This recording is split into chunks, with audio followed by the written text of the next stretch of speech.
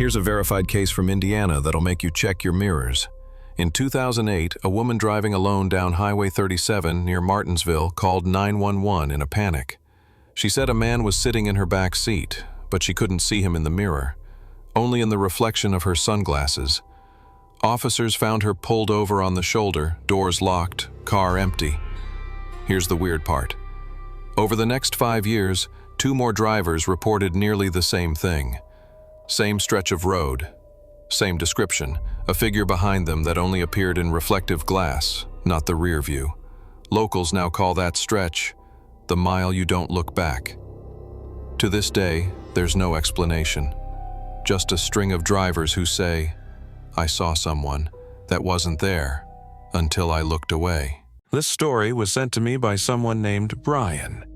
He worked overnight shifts for the Indiana DOT, and he says he hasn't driven on I-70 since. The weird part wasn't the SUV. It was how the footage wouldn't stop duplicating.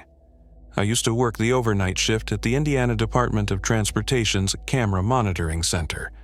Basically, I watched traffic cams for wrecks, debris, or anything worth dispatching to local crews. It was mostly boring. Late-night drivers, trucks, maybe a deer or two. I'd drink coffee, scroll my phone between sweeps, and flag anything that looked off. This happened on a Tuesday around 2 a.m. I was doing a routine scan when I noticed a static image on one of the feeds, camera 12, looking over a rural patch of A70 just outside Terre Haute.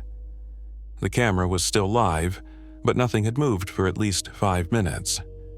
That wasn't unusual. What was strange was the car. A black SUV was sitting on the shoulder, not wrecked, not pulled over halfway, just perfectly aligned, like someone had parked and left it. Headlights off, no hazard lights. I flagged it and radioed it in as a possible abandoned vehicle. 10 minutes later, I checked again. Still there, then again at 3:15. Same position. No one had arrived. Around 4:20, I went back to save the footage so I could compile the report. I pulled the file from the storage buffer. That's when the problem started. When I tried to export the video from 2:03 a.m. to 4:20 a.m., the file name glitched. Instead of cam12_0 203-0420, it said cam12_0203-0205_DUP01. I didn't tell it to duplicate anything. Then a second file appeared, cam12_0205-0207_DUP02. I watched one of them. It was the same image, same SUV, same stillness, but the timestamp at the top kept jumping ahead by 2 minutes. Every time I played one, another would appear, 0207-0209_DUP03, 0209-0211_DUP04. I stopped the export process. I figured it was a system bug, maybe something corrupt on the server, so I deleted them. Or at least I tried to. Each time I clicked delete, a new file showed up. 2 minutes ahead, same frozen frame, same SUV. Slightly new timestamp. I shut the system down completely. Rebooted the camera feed, reloaded the buffer. It refreshed, and the camera was still showing that SUV. It was now 4:42 a.m. The car had supposedly been there for over 2.5 hours. I pulled up our dispatch logs. No tow had been sent. I radioed again, no one responded. Around 5 a.m., I noticed something else. In one of the duplicated files, I saw a change. I clicked through the frames, slowly. At 5:03 a.m., the driver's side door was open. In the next 2-minute file, it was closed again. I backed it up, looked closely. The door didn't open gradually, it was just suddenly open between frames. No one visible, no movement, just open. Then, next file, shut. The timestamps now read cam12:0 503-0505-DUP91, Cam 12 0505-0507-DUP92. I felt my chest tighten. I'd seen enough footage to know how slow traffic cam refresh rates are, but this felt off. It wasn't dropping frames, it was like someone was feeding the camera select moments, like the footage was being controlled. At 5:10, a crew member walked in to start his shift. I showed him what I'd found. He watched silently, then asked, "Did you try calling the state patrol?" I hadn't. We usually just flagged abandoned vehicles through internal channels. So I did. The woman on the line paused when I gave her the camera ID. "We've had multiple reports about that vehicle," she said, "but every time someone goes to check, there's nothing there." I said, "What do you mean?" "Cam 12. Black SUV. We've had 3 people call about it. Last one was last week. Officers go, they find nothing, no car, no tracks." She hesitated. "Honestly, you're not the first Doughty tech to mention it either." I froze. I checked the live feed again. Still there. I clicked download one last time. File appeared instantly. Cam 12 underscore 05 11-05 13 underscore DUP103. I watched it. This time, the driver's side window was rolled down, and something white was taped to the glass. I zoomed in as much as the cam would allow. It was a printed page, words in all caps. "Stop watching." I logged out of the system, grabbed my stuff, and left. I told my boss I was sick. I never went back. I deleted my DOT credentials a week later when I officially quit. But the weirdest part? Every so often, I check the public-facing feed archives just for curiosity. Cam 12 doesn't exist anymore. They skipped it in the numbering. Goes from 11 straight to 13. This story was sent to me by someone named Craig. He's worked as a school janitor for over 20 years, but after this, he refuses to walk past the old locker hall at night. I've worked at the same high school in Indiana since 2003. Most of the job's routine: mop the floors, restock paper towels, chase out kids sneaking into the gym after hours. Nothing weird, until last fall. We were doing locker cleanouts after summer. Happens every August, go through all the unused ones, toss out forgotten junk, make sure none are jammed shut. It's boring, but easy work. Most of the old lockers in Hall C haven't been assigned to students in years. Paint's chipped, some are dented. But there's one locker, number 312, that's always stuck out to me. Not for how it looks, just the vibe. The air around it always felt colder than the rest of the hall. Could just be the vent nearby. That's what I used to think. Locker 312 had a padlock on it, which shouldn't be possible. We cut all personal locks at the end of every year. I radioed the assistant principal. "You got anyone using 312? He double-checked the list. "Nope, that's an unassigned one." So I grabbed my bolt cutters. As soon as I snapped the lock and opened it, I felt that cold again. Stronger this time. Inside, everything looked clean. Empty, except for a stack of notebook paper neatly tied with string.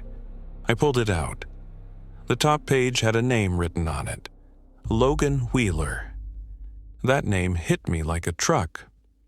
Logan was a junior who died in a car crash 10 years ago. I remembered the whole school grieving. Candles, posters, the works.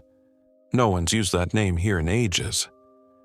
I flipped through the stack. It was all notes, letters. Some were signed Mom or Coach T. Others looked like they were written by other students. But none of them were dated past 2013. It felt wrong. Like I was holding something I wasn't meant to touch. Still, I brought the stack to the front office.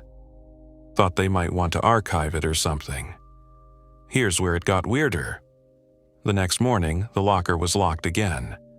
different padlock, still fresh. I asked the office about the notes. They looked confused. What notes? The ones from locker 312. I gave them to Cheryl. Cheryl looked up from her desk. No, you didn't. I haven't seen you all day. I thought maybe I dropped them somewhere. I went back to check the janitor's closet, the break room, nothing. Then, 2 days later, and the locker was open again, no lock. Inside, another stack of paper. This time, the top one said, "Dear Logan, I miss you every day. I still talk to you before bed. I hope you hear me." I didn't take them this time. I closed the door and left, but that night something made me go back, just after midnight. I had a spare key to the side door and figured I'd check again, see if the papers were still there. They were, but now there was one more, on top. It wasn't a letter, it was just my name. Craig. No message, no handwriting I recognized. Just my name, written in blue pen, like someone had added it after I left. I backed away and left the school without locking up. The next day, I didn't even bother reporting it. But that Friday, as I was mopping the cafeteria, one of the teachers approached me. "You knew Logan, right?" she asked. "Yeah, back in the day." She hesitated. "You might want to take a look at what someone found." She handed me a folded sheet of paper. It had the school's letterhead, but it was old, yellowed around the edges. Inside, it listed locker assignments from 2013. Logan Wheeler, locker 312. That wasn't possible. We had digital records for all that now. No student was assigned to 312, even back then. I checked myself years ago. I went back to Hall C one last time. The locker was closed, no lock. I opened it. Empty. Except for a single sheet of notebook paper taped to the back wall. It said, "Stop digging." He already knows. I didn't touch it. I didn't close the door. I just walked away. It's been months now. No one else has said a word about locker 312. But every once in a while when I'm mopping late at night, I'll hear it clang open, like it's waiting. I don't check anymore. This story was sent to me by someone named Jason, who used to do overnight security at a dying shopping mall in Indiana. After what he saw, he quit without even picking up his last paycheck. I worked overnight security at the redacted mall for 7 months. You've probably been to a place like it.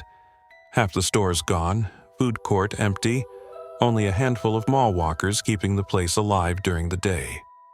At night, it felt like a graveyard. Lights dimmed, gates down, music off. It was just me, a few hundred yards of dark corridors, and a set of cameras nobody ever checked unless something went missing. I was posted in the main office next to the old arcade, long closed. My shift started at 10 p.m. and ran until 6 a.m. The mall technically locked at 9, but I always did a full walkthrough at 10 just to be sure. That's when I noticed something strange. One of the security monitors kept flashing a feed from the food court.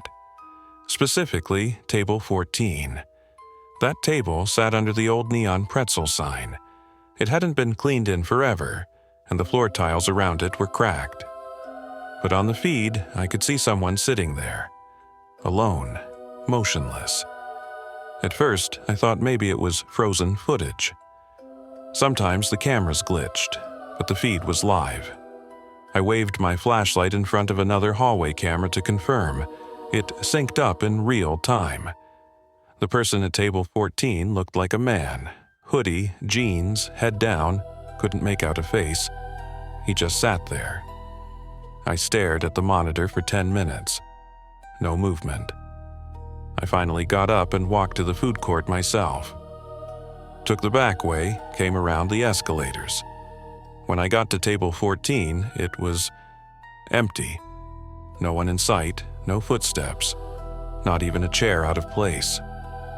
I walked back to the office. The feed now showed nothing. I wrote it off as an error and moved on. But 2 nights later, it happened again. Same camera, same table, same still figure.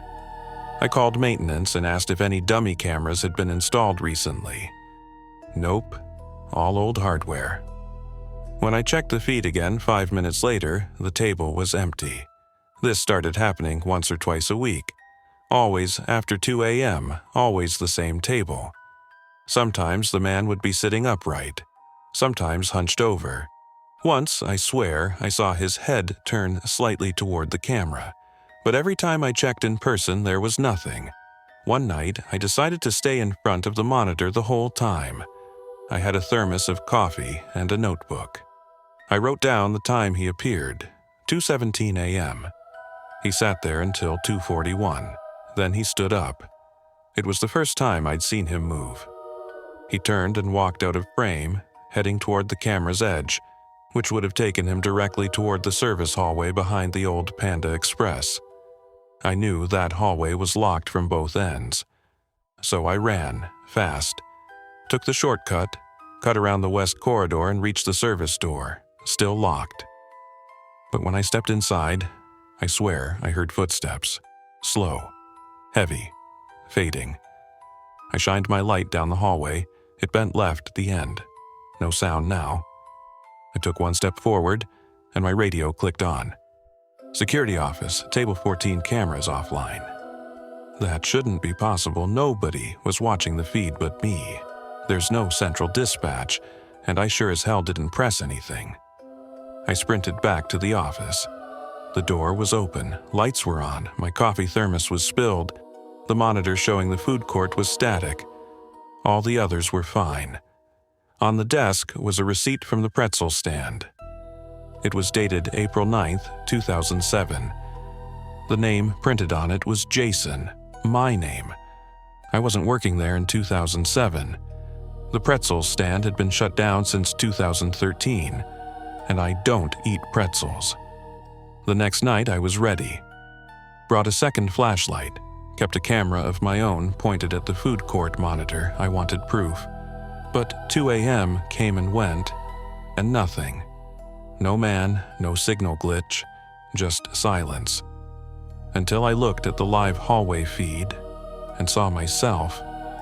I was standing at the end of the west corridor, holding a flashlight, same clothes, same stance, only I was sitting in the office.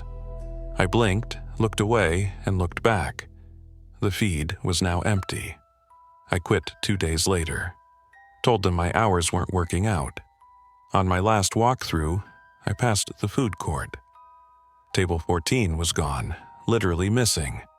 Just 4 anchor bolts where it had been. That night, I found a folded note tucked into my locker. No handwriting, just typed words. If you see yourself again, don't follow. I never went back.